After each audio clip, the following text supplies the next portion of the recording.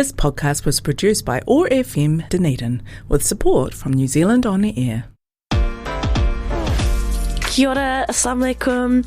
Welcome to another episode of Headscarves and Good Yarns. This episode is going to be a very nuanced conversation. I'm not going to promise that I have all of the answers or the solutions. And I hope that you treat this episode as an invitation to have this own conversation with your own circle of family, friends, whoever is in your community, because I would like to think that this episode is an invitation or a calling in to have this conversation. Low-key, I kind of hope that every episode is that, but I think with today's episode in particular, it will be exactly that energy. I saw this video on TikTok a couple of weeks ago, and I was like, that's given me so much food for thought. This definitely needs to be a podcast episode. And this particular video was about gender equality and feminism. And I think I have spoken about feminism on the show before, especially I think I personally am very interested in feminism that gets to the core of the issue, which is talking about the structures and the system that oppresses women and the many forms that oppression can manifest. And I very much believe in intersectional feminism as well, and the type of feminism that frees everyone, regardless of how you identify gender-wise, a system that frees everyone from the patriarchy, because I believe personally that the patriarchy it does harm everyone, regardless of how you identify gender-wise. That harm will vary. It's not a black and white binary. That harm will vary depending on, your lived experience and the various identities that you have and the various privileges or lack thereof that you have. But I do believe that the patriarchy suppresses and harms everyone. I think that's the type of feminism that I'm really into. So personally, I'm always very critical, even if something or someone has that label of feminism. I don't automatically accept things just because it has that label of feminism. I really like to understand what is being said, and kind of digesting that, and critically thinking about it before I just blindly accept. And I think I've kind of spoken about this in the show before, but, you just cannot assume that because you think the same as someone else that y'all will actually have the exact same values, or it's coming from a similar place or energy, so even if it is something that is, it's a value or a kaupapa that you identify with, we always need to stay thinking. We always need to stay on point with our critical thinking and critical analysis. And we've always got to be ready to digest. So the way that I love how much I yap, and I'm like, what was my initial point? But anyways, this video that I watched, it was a criticism of a particular celebrity's show. So the video was posted by Summer Tothill. I hope I said that correctly. And she was explaining in the video that she walked out of Jameela Jamil's show halfway through, I hadn't heard that name in a long time. I'm a big fan of the show The Good Place, and I think that's the last time I actively thought about Jameela. So when I saw this video, I was like, oh my gosh, well, let's hear it of this more, because I think in the past I've really respected Jameela's openness, something that you don't really see a lot from celebrities, and her kōrero around body image. I've always really respected it. So when I saw this video, I was like, hold on a minute. Let's break this down. So in the video, she was explaining that, she went to Jameela's show and couldn't watch the full thing and left like halfway through. And, there were many reasons why Summer felt this way, but there was one in particular that I really wanted to unpack in this episode. And in the video, Summer was saying that Jameela was saying in the show that essentially, women need to be more empathetic to men, so men aren't turned away from feminism and calling themselves a feminist. And then Jameela, again, because I wasn't at the show, I'm quoting what Summer has said in her video of the show. I just want to put that disclaimer out there. But, Summer was saying, Jameela was saying, we really need to be empathetic to men, so men don't get turned away and then become anti-feminists. And so essentially, I'm paraphrasing, but essentially we need to be giving men more benefit of the doubt. And, when I first heard that, I was like, oh, I think it's more nuanced than that. But what Summer was saying in her video was that, this is not a revolutionary idea. This is not something that it hasn't been heard for the first time. And Summer did acknowledge in the video that she wasn't under the impression that Jameela thought that she was saying this for the first time either. But it's not like a revolutionary idea, and it's not an idea that has worked or has proven to be successful. And Summer was saying in her video that she, disagrees with this, that this isn't the way to create meaningful change. It doesn't create any kind of impact, this way of thinking. It never has, and it never will, because Summer was saying in her video that, men have benefited from women being empathetic, and have been rewarded, or have been benefiting from that benefit of the doubt for millennia. She essentially, what she was saying is that women have been doing this, and this has not helped men become feminists.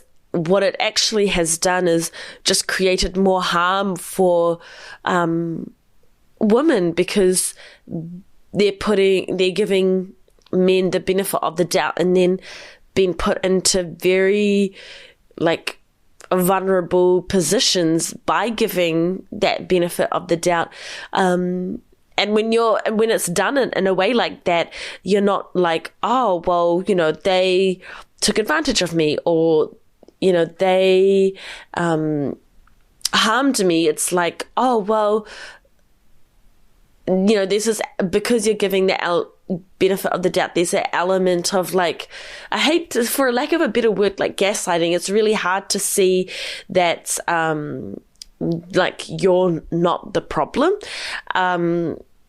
And in the video, Summer was saying, a large majority of the audience, it was 10 to 15 10 to 15 years younger than her.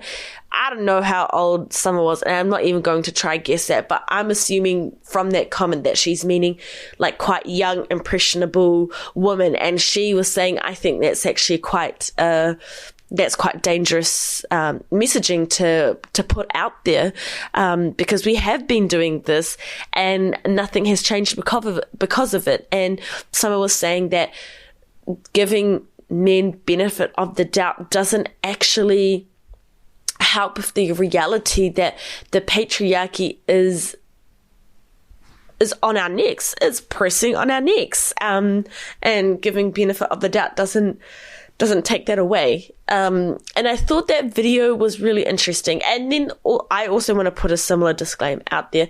This is in no way, shape or form an opportunity to like cancel Jameela Jamil. Not that would be so audacious for me to even think that my small podcast could cancel such a big celebrity. Anyway, I am not saying that, but what I'm saying is that the energy of this episode is really not to come for Jameela Jamil's neck. This is just an opportunity to have this conversation. I think,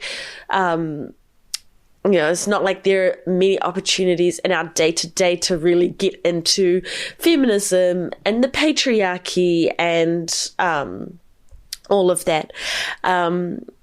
But it was funny that this video came on my FYP a couple of weeks ago when at the time I was reading a book and it was called I Am a Girl from Africa by Elizabeth Nehemiah. And I really hope I said her last name correctly. And I picked up this book because I was like, oh my gosh, a girl from Africa? I'm from Africa. Let's read it. Literally, that was my thought process. And I also really liked the yellow book cover. I don't know. There's something about yellow books, y'all. It's a yellow book has never let me down. Let's just say that. And little did I know that I'd be reading the autobiography of someone who literally started the He for She campaign. And if you're like, Amal, what campaign are you talking about? Let's rewind back to 2014. I think times were so different back then. Just like the feminism that we were, like, just when I say we, like as a society that we were championing was very different to like the conversation around feminism now. Like back in 2014, intersectionality, like who was she? No one knew her. We had like Tumblr was still very much, I think it was like dying back in 2014, but it was still around. And there was like the Tumblr feminist girls, and it definitely had no substance and it was all aesthetic. We had like an obsession with celebrities, declaring if they were or were not feminists. Did we actually have conversations around feminism? Nope. But we were obsessed with who was or wasn't a feminist. And it was very much like, the energy of feminism back then was like, I choose to be or not to be. Like we were just obsessed with like freedom and choice. And I don't know, I think in my opinion anyway, feminism is much deeper than that. Like me as a systems girl, I'm just like, but what about the systems that oppress? What about the structures that still exist, that oppress? Because it felt like it feels like choice feminism is very much like related to the privilege that you have. And if we really want to get real about it, choice feminism does not serve those who have the least amount of privileges.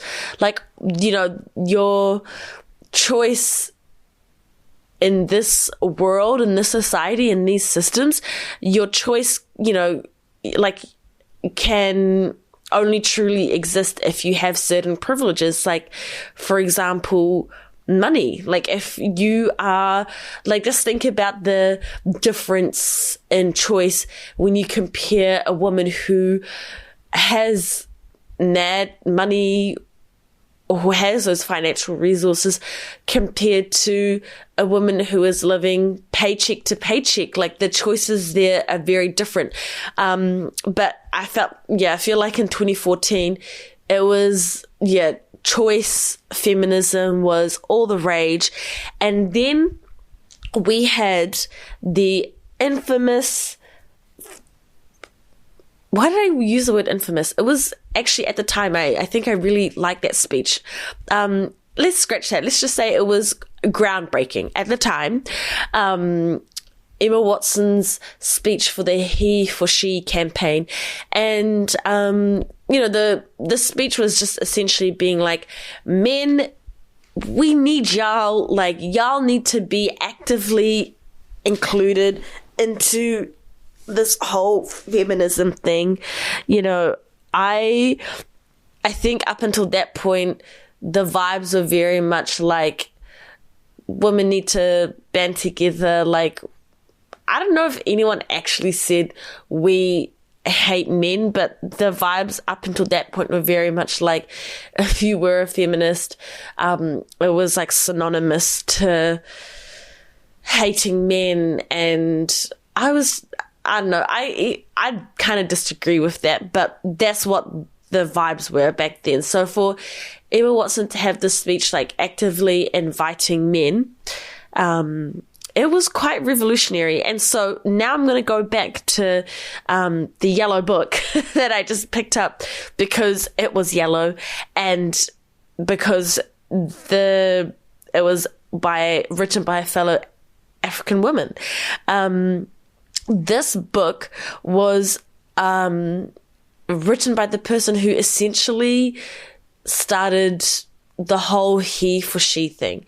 And it was actually really interesting reading that, because I felt like I got a different understanding about the he for she campaign. I think when Emma Watson did that speech, it was very much like, we need to invite men to have this conversation. We need our boys to be invited into this conversation. We need everyone on board to be feminist to make any productive change. If you want to listen to the speech for yourself, it's still on the internet, because back then Homegirl was a UN Goodwill ambassador. But yeah, so you can listen to the whole speech. I can't remember how long it was, maybe like 10, 15 minutes. I can't quite 100% remember. But the vibes are very much like, we need to include men. We need to directly include men into the conversation. And I think at the time it was like well received, the speech, but then also there were some people who had like been in the feminist bag, just like, no, we don't need to invite men, like, we need men to be better, I mean, because I believe that this conversation is nuanced, I don't think anyone is entirely wrong. There's seeds of truth to what everybody is bringing to the table, I believe. But, that's what the vibes of the speech were giving. And so when I come to read this book, it gave me a deeper understanding of like the seed that then grew into the he for she campaign. I was like, oh my gosh, this is, it just gave me a deeper understanding. And I'm very appreciative that I picked up this book, albeit for very silly reasons. It was really, really interesting. And I don't want to give away the book too much, in case you go decide to read it for yourself. But the book, I Am a Girl from Africa, is the story of Elizabeth's life. And she grew up in Africa, and the event that kind of precipitated into her big dream in life was when, there was a famine in the village, and so food was very, very hard to come by.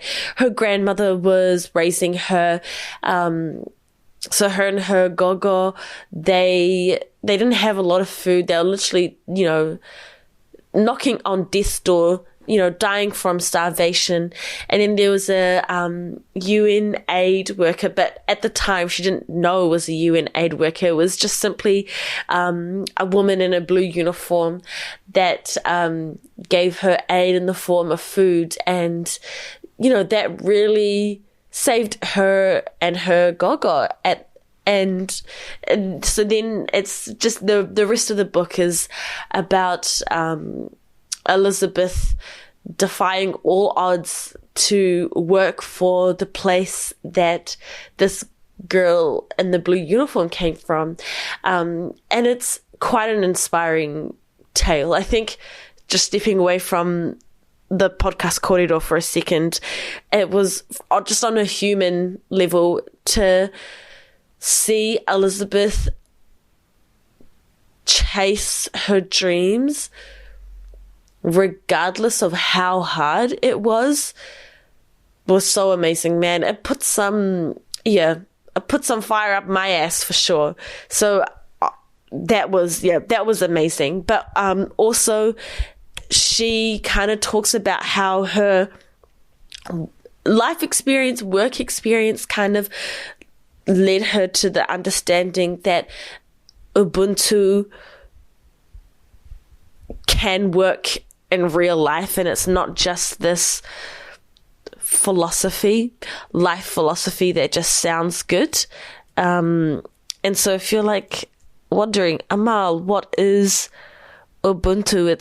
It's an African word, which essentially, I feel like direct translations are always so hard. And with translations, I think you do lose some of the meaning of the word because it's just so hard to translate.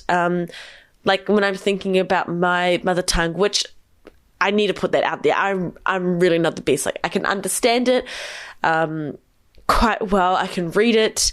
But when it comes to speaking, there's just a major disconnect in my brain, and I'm just like not forming the sentences. But even when I'm just doing translations for myself, or trying to not that I'm doing this all the time, because I do need to work on my language skills. But, my husband, he isn't a Somali person. So when I'm having to explain things to him, I'm just like, it's hard to 100% translate it because there's just no words in English that capture exactly what I'm trying to say. And I think he's also said similar to me when he's trying to explain his language and translate that to me, especially if he's watching something in his language, or, talking to his family and trying to translate things for me, it's not 100% there. So I think the same will apply to Ubuntu, and even in this translation, that it's probably not going to 100% capture everything. And I understand that, but it's this word that essentially means humanity to others. And so the way that, or the phrase that Elizabeth used in the book to kind of describe what Ubuntu means is, I am what I am because of who we all are. So it's essentially saying, I am because we are. And so it just kind of highlights the shared humanity that we all have. And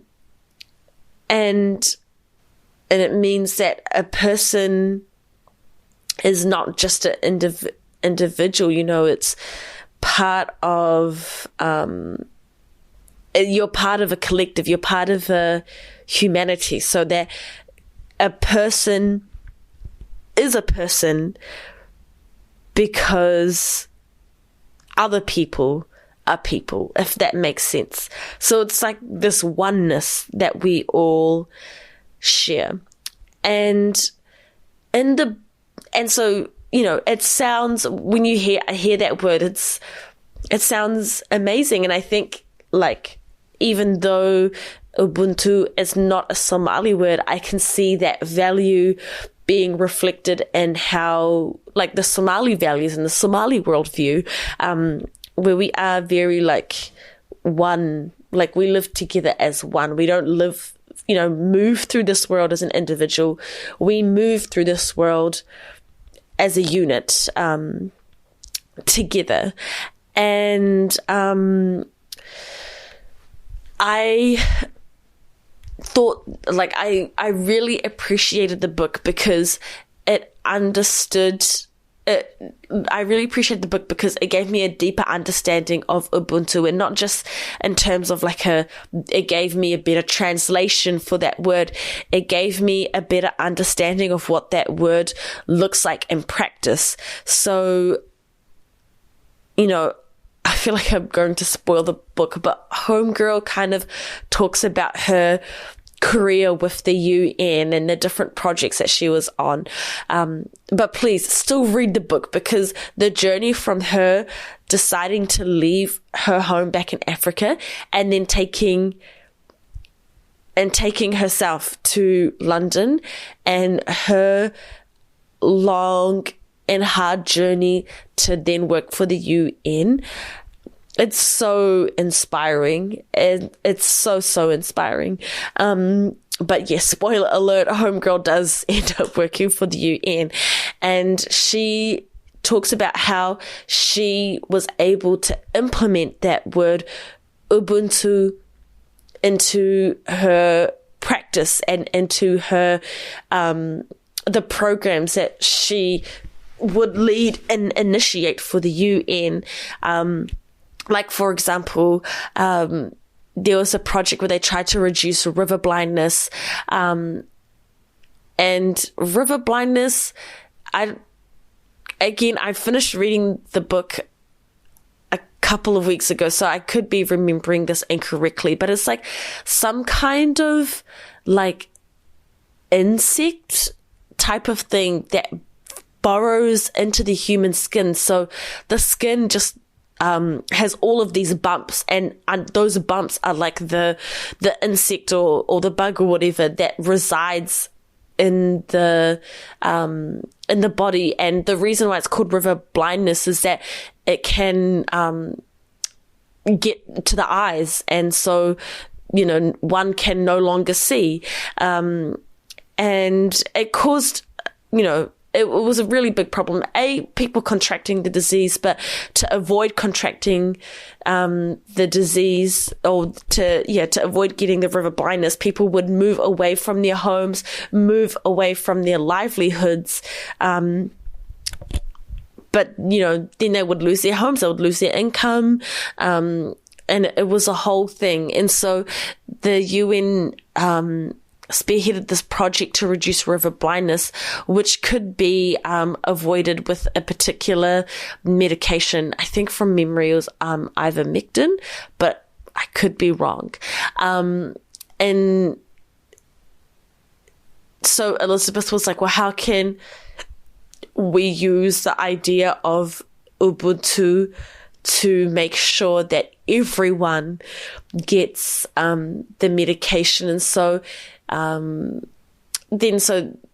project kind of changed from like top down to like people in the community being active distributors of the medication. And initially one of the barriers in the project was women being medication distributors. And so it was using the idea of Ubuntu when having these conversations with the men who were,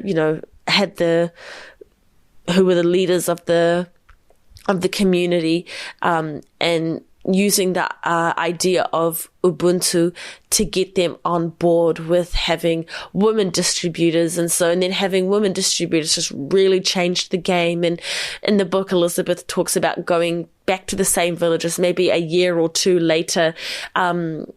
People had returned to their homes, returned to their livelihoods. River blindness wasn't really a thing anymore. And it was so impressive. And so it was that idea of Ubuntu that led to the He for She campaign. And Elizabeth was saying in the book that it took a really long time for people in the UN to sign off the idea. And, if you think back to the early 2010s, feminism just wasn't in the energy of feminism wasn't actively including men into that conversation. So I can understand at the time that would have felt like a really big thing and a really big deal. But I think, and this is no shade to Emma Watson at all, but I kind of wish that Elizabeth had done it, also had a speech at the He for She launch, because the way that she talked about Ubuntu in the book, I think it just made for it gave such a good practical understanding of what it looks like in practice. And I think if we collectively lived or moved through this world through the lens of Ubuntu, I think that would make such a big difference. Again, I'm not saying that this will solve all of the solutions, because, the reality at the end of the day is that there are systems that still exist because it exists on the fact that there are communities or,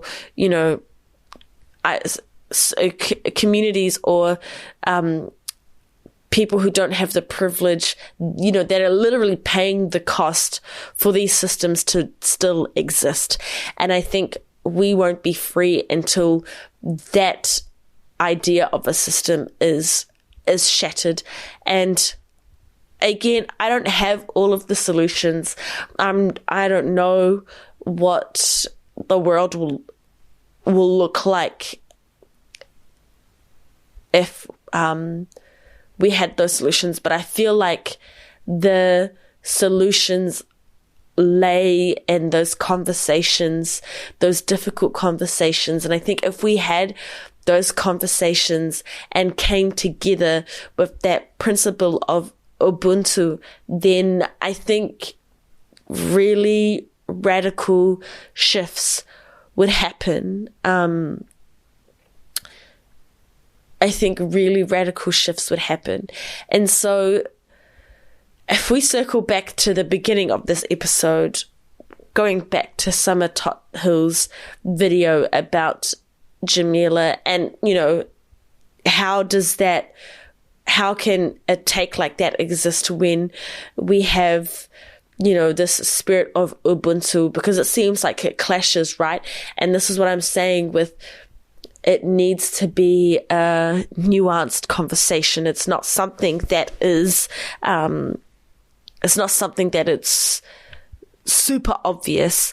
And I think the reason why both of those ideas or takes can exist at the same time is that I think we collectively need to understand the role of boundaries versus the role of empathy.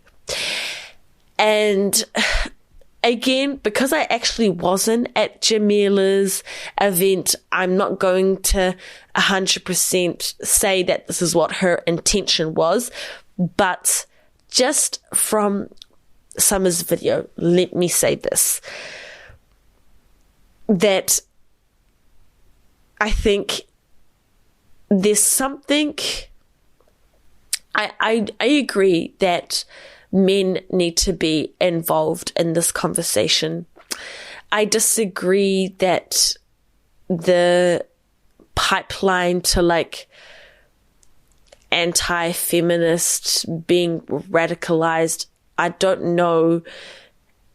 I think it's more layered and nuanced than, you know, men and boys not being like it's more nuanced and complicated than men and boys feeling like they can't be involved with feminism, and so therefore they automatically become like these radicalized, misogynistic anti-feminists. I think it's a lot more complicated than that. You know, like, even I know that anti-feminist is not the same as incel culture, but even if it's just an example, incel culture is so complicated and it's so nuanced and there's so many layers to it that I think it would be silly to distill it to one reason. So I don't think it's simple as that, but I do agree that men need to be involved. Men and boys need to be involved in feminism.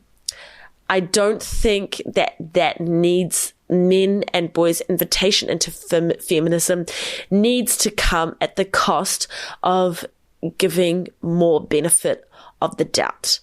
Because if that worked, and if that's how it really went, that we wouldn't be having this conversation, period. Like, it would be done, dusted, solved, shelve it type of thing. And so I don't think that the invitation for men and boys to be involved in feminism or to call themselves a feminist comes, you know, the cost of admission is women giving more benefit of the doubt. I think that we need to unpack the role that empathy plays versus the role that boundaries played. And sometimes I feel like this whole, we need to be more empathetic to men, it really blurs the lines between boundaries versus empathy, because asking those who are oppressed by the system to be more empathetic, that's straight up wild, y'all. That is straight up wild. I think empathy always has a role to play. For me, when I think about, there are many values that make up how I see the world and how I look at other people. And I'd like to think that, you know, I'm doing that with empathy and curiosity. And I think the reason why those are so important to me personally is that it helps me see, you know, whoever I'm looking at with their full humanity. Because I think what the structures and the systems and the society that we live in, it does a pretty good job of dehumanizing people to the point where they're not seen for their full humanity. Unfortunately, you know, that is the reality of the world that we are living in. And when that is the case, when our systems and structures allow this to happen, it becomes so normalized to the point where we're not even conscious of the fact that we are dehumanizing people. Because even if you look at media now, just really try your hardest to, like, not look at the media the way that you normally do. Just really take a step back and just like pretend like you were just objectively floating through the media sphere. And when you do that, it's actually wild how casually and easily certain communities are dehumanized. And so I think the role that empathy plays is so important, because we get to, I think empathy does allow us to see people for their full humanity. But at the same time, we can still have empathy, but have boundaries for how people behave around us. Like those two things are very different things, and they can exist at the same time.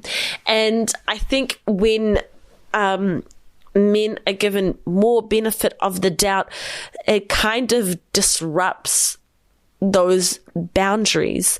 And I don't think that more empathy means that more men will join the cause. I think that there are different ways of going about that.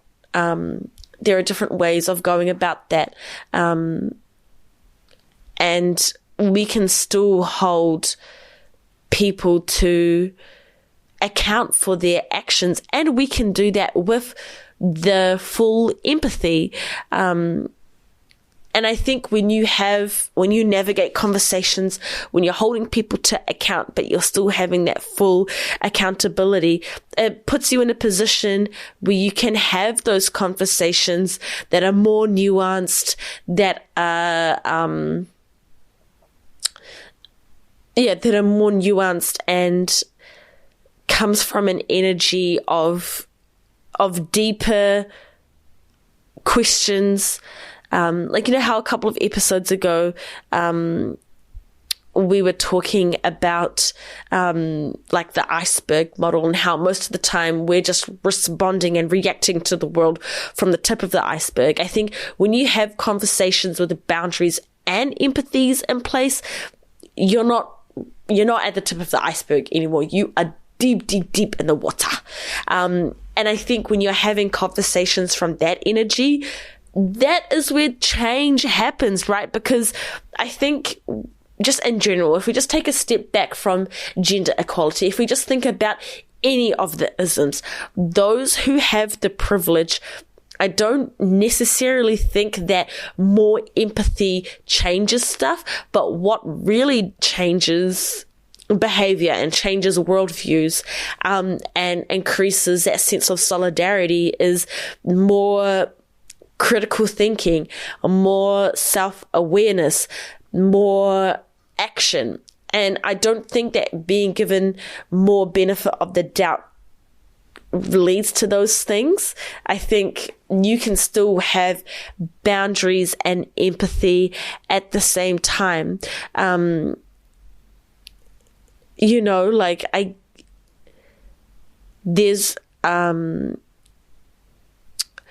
There's ways that you can hold someone to a high standard, but also empathize. And I think there's also an element of this conversation where the word empathy is just kind of perhaps being misused, but there's something about giving more benefit of the doubt that is just very passive. And I don't think that passive energy is going to dismantle any misogynistic patriarchal vibes. I really don't. Like, we need some active movement around here, people. And so, again, I'm not saying that Jameela has the wrong intentions or anything like that. I think, if anything, just the vibes from the video, it just seemed like her heart was in the right place. But I think her messaging maybe, I don't know. I personally have some issues with it. I think you can absolutely, absolutely empathy has an important role to play, but I don't think that that empathy means that we need to give men more benefit of the doubt. And I think, again, I'm not Jameela, so I'm not really 100% sure where this is coming from. But if I am putting my empathetic hat on, maybe the idea of giving men more benefit of the doubt is coming from that energy of like, well, if you just come in all guns are blazing, you're not really going to have productive conversations there.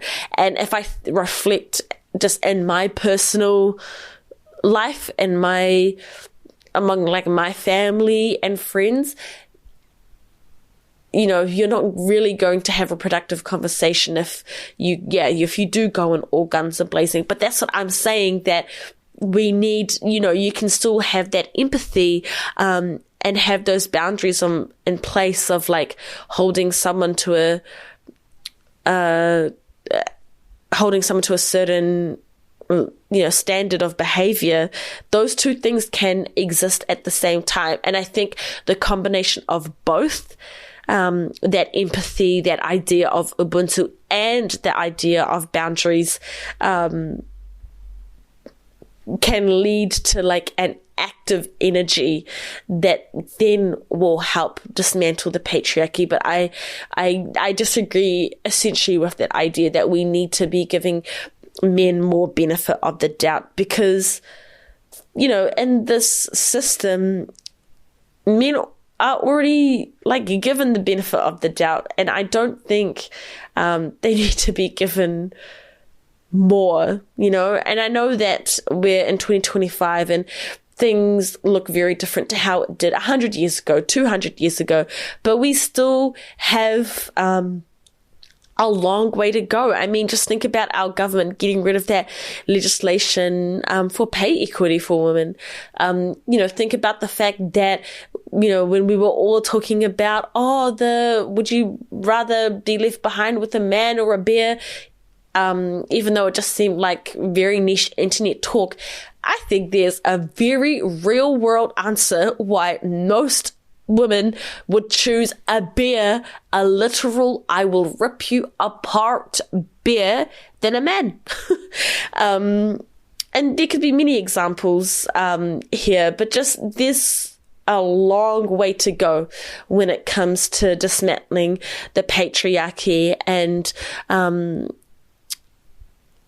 there are so many things that happen in this world that I'm just like, damn, it sucks to be a woman in this world, and in the system and in the society.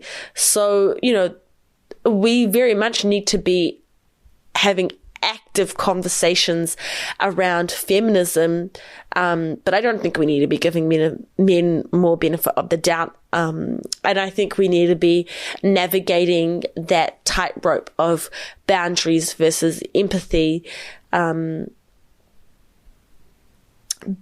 more when we are having conversations about this, because these conversations are so incredibly nuanced and layered and complicated and sensitive, and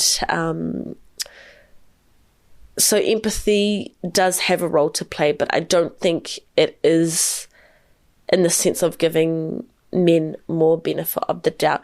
And just kind of going back to that point of like the role of empathy when you are the oppressed, I think that is wild.